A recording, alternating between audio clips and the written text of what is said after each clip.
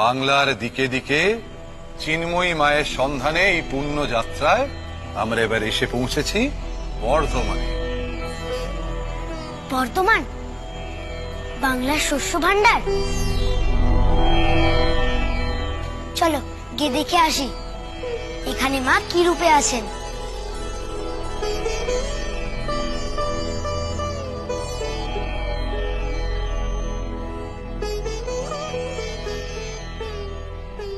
জানিস লোকনাথ, আমাদের চিন্ময়ী মাকে কিন্তু একবার পাথরের মধ্যে অবস্থান করতে হয়েছিল। সে কি, কেন? শ্রী হনুমানজির কারণে। এবার তোকে আমি সেই গল্প শোনাবো। হনুমানজি? সুদূর লঙ্কার পথে যেতে যেতে রামচন্দ্র, লক্ষ্মণ, হনুমান ও তাদের বাহিনী পৌঁছেছিল বাংলার ক্ষীর গ্রামে। সেখানে তখন দারুণ খরা, জলাভাবে মানুষ নাজেহাল, চাষ নষ্ট, প্রাণ বুঝি আর বাঁচে না। মানুষের আকুল আহ্বানে সাড়া দিয়ে রামচন্দ্র বললেন, দেবী পারেন এই আর্ত মানুষদের সহায় হতে। আমি দেবীর কৃপা লাভের সব রকমের প্রচেষ্টা করব। হনুমান, কি করা যায় বলতো? দেবী তো কৈলাসে, তার কাছে এই অসহায় মানুষদের কান্না পৌঁছে দিতে হবে। প্রভু, আমি বলি কি, আমি তবে যাই, গিয়ে দেবীকে নিয়ে আসি।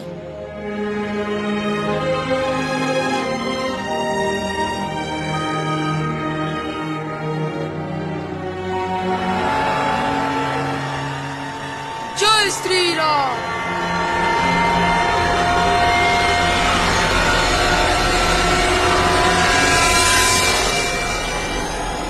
অগ্রজ, আপনি ওকে বিরত করুন। আকুল প্রার্থনা ছাড়া দেবী সাড়া দেবেন কেন?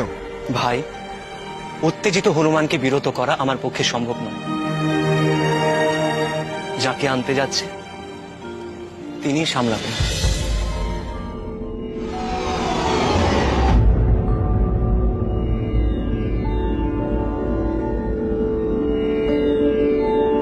প্রণাম। এই তো আপনিই নিশ্চয় দেবী। বাংলার ক্ষীরগ্রামে খুব খরা, তাই শ্রীরাম আপনাকে নিতে পাঠালেন। দেবী ভাবলেন হনুমানের সঙ্গে কৌতুক করবেন। বাবা পবন নন্দন, আমি তো তোমার দেবী নই। ওই যে তোমার দেবী। তবে আমি দেবীকে নিয়ে যাই।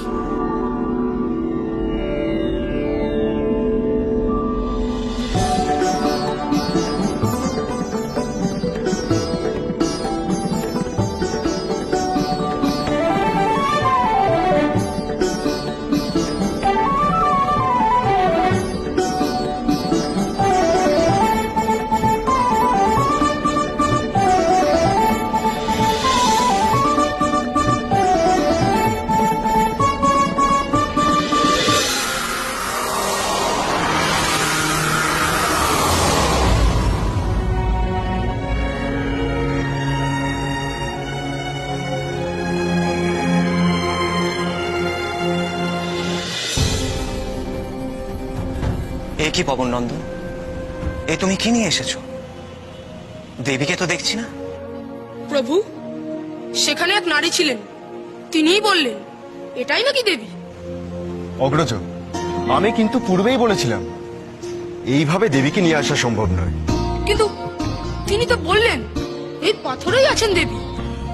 অপেক্ষা করো লক্ষ্মণ, হনুমান জগতের শ্রেষ্ঠ ভক্ত। ও যখন ভক্তি ভরে দেবীর কথা শুনে এই পাথর নিয়ে এসেছে, তখন এই পাথরে দেবীকে আসতে হবে। আমার ভক্তির অবমাননা দেবী করবেন না। কিন্তু চলো আমরা ভক্তি ভরে দেবীকে আহ্বান করে তার আরাধনা করি।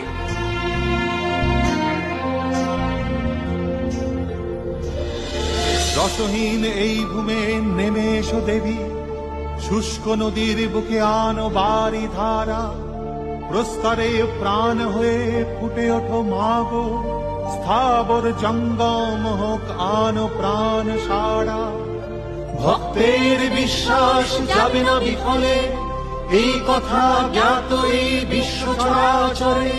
রিক্ত এই পাষাণে সিক্ত করো তুমি, তৃষ্ণার জল দাও মাতো স্নেহ ভরে, তৃষ্ণার জল দাও মাতো স্নেহ ভরে। পত্রহীন বৃক্ষে আলো নবীন পল্লব, ধূলিকণা মুছে আলো উর্বর ভূমি। একাগ্র মনে মাগো ডাকি যে তোমায়, আমাদের প্রার্থনায় দাও সারা তুমি। জল দাও, প্রাণ দাও, অন্ন দাও মাতা, তোমার ছাড়া যে কারে চিনি না বিধাতা।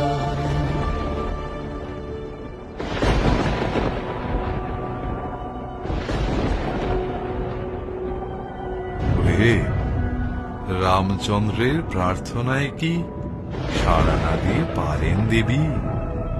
চারদিকে চেপে এলো প্রবল বর্ষণ।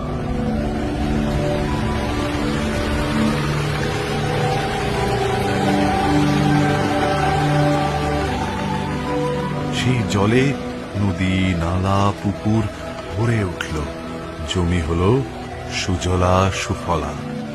প্রাণ ফিরে এলো, মানুষ অবাক বিস্ময় দেখল চারদিকে এক অপরূপ আলো, আর সেই আলোয় আবির্ভূতা হলেন দেবী যোগাদ্দা।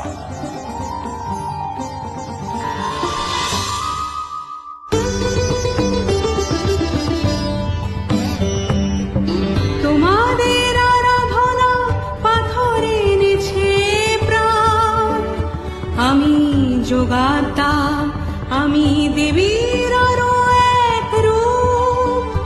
আমি মহাতাপ হতে করি ত্রাণ, আমি যোগাদ্দা। তোমাদের আরাধনা পাথরে এনেছে প্রাণ, আমি থাকি জলতলে শীতল সে অবস্থা। তোমাদের আরাধনা পাথরে এনেছে প্রাণ।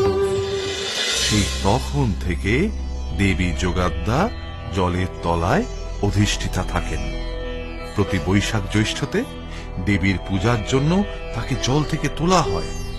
তখন তার তেজ থেকে বাঁচতে পুরোহিত নিজে চোখ বেঁধে নেন, আর মর্তের মানুষ রক্ষা পায় খরার হাত থেকে।